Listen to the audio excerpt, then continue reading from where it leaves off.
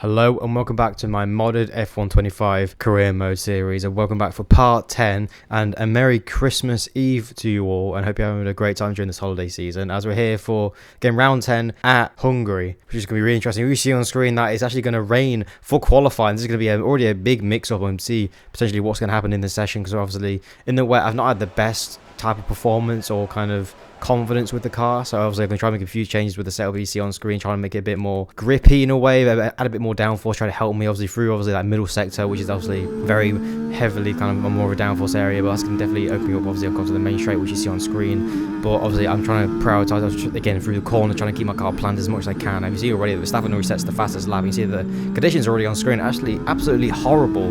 They actually look really, it doesn't look wet enough to actually be inters, but it is the feeling of it obviously is inters, so it's definitely interesting to see how kind of the tyres can feel. They do feel a little overheating a little bit, because again there's not very enough temperature, or too much temperature obviously in them, because it's not wet enough, but it's still wet enough for obviously against slicks, obviously enough for inters. But now obviously coming across the line for our first lap, we're going to be actually in last. Actually the lap I wasn't really confident with, so I go again, which is the first time in a while I've had to go back-to-back laps, because obviously with the changeable conditions we're obviously slightly getting worse. You see that I'm already up on over a second on my time, because again with these getting worse, I'm actually getting a little more confidence, understanding with the tyre and the weather. So I'm coming through the final corner, trying to get obviously on the XM, 1.4 seconds, nearly half second up across the line, and I'm in P10 ahead of my teammates. Again, it's an improvement, but as I come back to the pits, you see now in 5 minutes, not too long, it's going to become sunny. So that means the soft tyre, the slicks, are going to be viable for this last part of the session. You see already that Oscar Piastri on screen is already actually on the soft tyres despite still raining. So obviously even now it seems to be better than the Inter. So obviously he's going to go last lap of the qualifying session. He's not going to come back out later on, and he's going to go poles. Obviously already the soft tyre is extremely really good, but now I plan on doing 2 laps on these softs, because I want to get, because obviously with the track being green, and the more down we lay down, more grip and tyre, it's going to become a lot more a grippier surface and tracks. Obviously I'm going to run again back-to-back laps. Obviously this is going to be my first run. I'm going to do a run for that. Obviously I come and set my first lap obviously on these soft tyres, coming down the main straight. We can pass our teammate, obviously coming out of the pit box. He's going to set 1 lap, so we're going to have see our teammate does, how he gets his car. But you see already in the first sector into the first corner, we already gained a second just on the braking zone through that corner. You see that already just through the half of this lap already. We're nearly 4 seconds up, which is absolutely incredible pace already. See the track is just changing, evolving so much obviously every second and minute, that you know everyone could be pole. You see whoever was on pole is Pierre Gasly in the Alpines, and now he goes top ahead of Oscar Piastri. Now that Liam Lawson in the V carb goes quickest, and now we come across the line in P3. Now Charles Leclerc goes pole, then Max Verstappen goes pole. So again, the changing and the surfaces is saying that anyone literally can be pole at this point. And we go for another lap. We go a little bit wide into turn 1. You see that even behind us, Kimi Antonelli, even the AI are doing the same what I'm doing, going for 2 laps. So he's showing that we're both on actually the same strategy, and it's nice to see the AI actually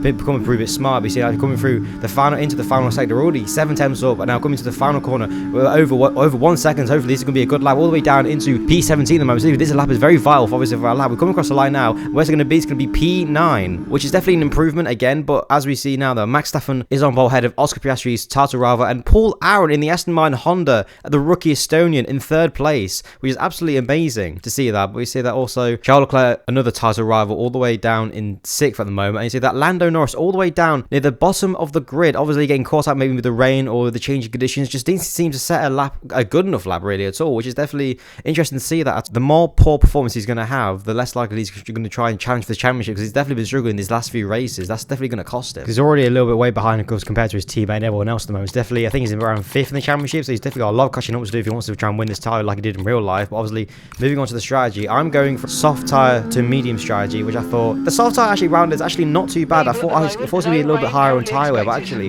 I'm feeling really comfortable with the soft tyres. Actually I'm going to go opt for the soft tyre starts. Hopefully it give me the advantage of the start and trying to help me propel myself to the positions, but hopefully it's going to help us in the long run in the strategy. But now we are heading to 5 red lights for the Hungarian Grand Prix for round 10 of this modded F1 series. It's 5 red lights, and we go out yet again for round 10 as we try and get a decent start. Obviously behind Alonso and side by side with Ocon. Obviously we had a bit of a battle last time in Austria and a few races ago, but now we're trying to get center move possibly down the inside of Alonso, which we do. And you see that both of the Ferraris are side by side, and Ocon sits down the inside of both of them, which is now going to be almost 3 wide between all of them. And I see that on board from the helicopter, you see that it's almost 3 between me, Alonso and Ocon. So obviously we try to be really careful not to make any contact, but obviously we get through really cleanly. Still both the Ferraris ahead of us still side by side, so they're still trying to battle out dual position, obviously, they need to be a little bit careful. They don't make any contact. They're still coming side by side as Leclerc gets a little bit of the edge of Sainz. They try and help him with his run, obviously, still with his championship. And Sainz not really giving an easy chance, but obviously he gets through, and now we're still trying to eye up potentially around past Sainz. But now we see that all the way back. You see that obviously on lap 1. You see that Lando Norris has made up a few positions all up to P16, but it's still not enough even near the points yet.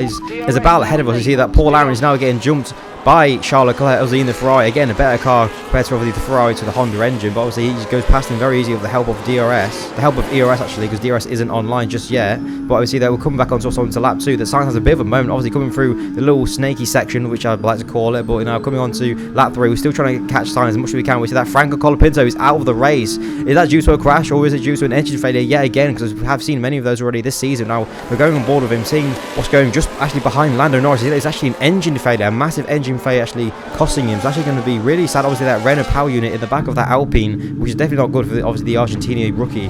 Obviously he's actually been really good this year, but obviously that's still really bad for him. But we see now back on board between Ocon and Tsunoda as them two are battling out just for the last few points obviously on the grid of this race. And see that it's still side by side between the Red Bull Ford and the Jägermeister Haas. I see that Yuki Tsunoda sends it down the inside of Ocon, and he makes it all the way, make the move stick ahead of him as he pushes Ocon all the way to the outside, and that makes the move sticks. That's definitely good, but Yuki's got a few more positions to make up, help his teammate for this championship. But talking about championship, we see that we're on board obviously with Max Verstappen, obviously the championship leader. At this point he actually would extend his championship lead over Piastri and Leclerc, as them two are definitely behind him. Obviously that's going to help his advantage, but you see that Piastri in second and Russell in third. But you see actually Piastri is making a very early pit stop, the only one to make a pit stop onto lap 5, the only one, which I find really bizarre because he's going on the medium tyres. That's going to give him bad tyre wear to near the end. But you see that Alonso streams past us, and you see that Tsunoda's now on the back of us, so now we've got both of these guys to deal with. Obviously we don't want to battle too hard because obviously we want to try and catch potentially Sainz, but obviously we've lost in contact with Sainz, and now we're losing contact with Alonso. Going on to lap 6, it's Tsunoda streams past us yet again. We will recreate the Barrichello Schumacher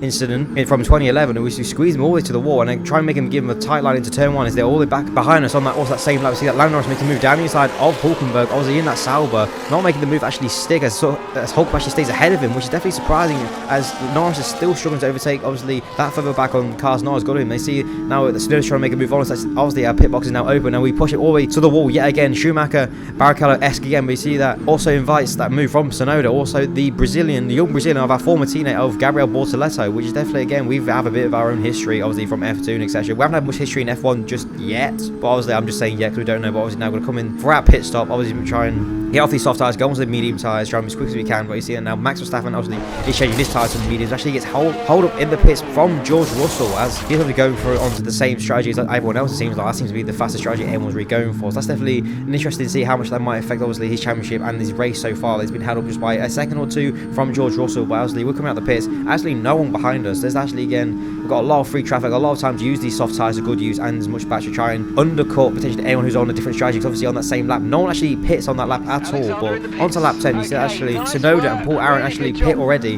going on to the hards it seems, which is definitely interesting, a different strategy compared to everyone else. Well, you see that Lando Norris sets the fastest lap obviously, which is really good to see. It's finally getting some pace from the McLaren driver, but also ahead of us onto lap 11 to see that Piastri is ahead of Leclerc, with George Russell actually losing a few positions obviously in that pit stop phase, which is definitely really obviously not good for him. He's obviously fighting P3, but we've passed Carlos Sainz by quite a margin from the pit stops. Obviously that undercut has done really good treat on us. You see behind us now Tsunoda and Paul Aaron side by side yet again, as Tsunoda's struggling against obviously fine other people, which is definitely really bad obviously for his race and again for his team obviously trying to help fight for the championship and the Constructors' Championship. I see now on board actually catching Alonso slowly, but these medium tyres actually coming to a good use finally. But now we see that actually on board with Verstappen onto lap 14, he has a massive gap all the way back to both his championship rivals Leclerc and Piastri. It's a massive gap, but obviously we'll talk about our gap to Alonso. We're slowly catching Alonso. It was currently right before the start of the pit stop phase was 2 seconds. Now it's down to just over a second. Now coming to lap 16, we're actually lost a bit of time to Alonso, and now Sainz actually catching us obviously with the hard tyres, potentially a bit more life in his tyres than what we are. Maybe not being as careful on the mediums. Maybe we should be trying to push Alonso which we can. We see that Sainz go down the inside of us. I'm trying to keep him in the tyre line, trying to give him barely room to work with, and see that actually trying to stay ahead of him. It's actually starting to be a little bit difficult. These mediums are slowly starting to lose their bit of life in their tyres, and now we're coming on to the final lap obviously of the race. This race has gone by really quickly. You see that also going really quickly is really Carlos Sainz on the main straight, flying past us with the DRS and ERS. So see, he sends it down inside of us, and we're going to make it not so easy for him or his life or in his car. Trying, obviously I want this P6 so much. This would mean a lot to me and the team obviously for a great effort over this weekend. We should see that Carlos Sainz trying to keep it all the way around inside. So we sent it down inside, a bit of a defensive move on him, and that invites Yuki Tsunoda all the way in the inside into the outside, which obviously gives Sainz the better line, but obviously still see side by side obviously coming out of the exit. That Sainz gave a bit of that ERS help to his advantage to stay ahead of Tsunoda, but obviously his teammate Max Verstappen is going to take at the Hungarian Grand Prix with a very dominant performance yet again. As we come on board of us, we have a massive moment, a massive snap again. That's going to invite Carlos Sainz coming down to our outside. We're going to invite him obviously potentially for a move coming to this final sector, a very tight final sector. We should be very defensive, very aggressive with him as tight as possible, trying in belly and coming to the final, the portable corner, trying it again all the way around the inside. It starts a bit on the exit. Are we going to set it down the inside? Yes, we do. For a very, very aggressive move, the barely any gap, and we make it stick ahead of him. That's going to be an amazing move, trying and get a very, very well-deserved P6, and that move meant everything because that was a very ambitious and bold move to make with, because obviously I was getting frustrated because I did not want to lose this P6 as easily as that, but it was definitely a very ambitious move, I say, from us. But you see that Max Verstappen takes a very dominant win at Hungary ahead of, again, Tata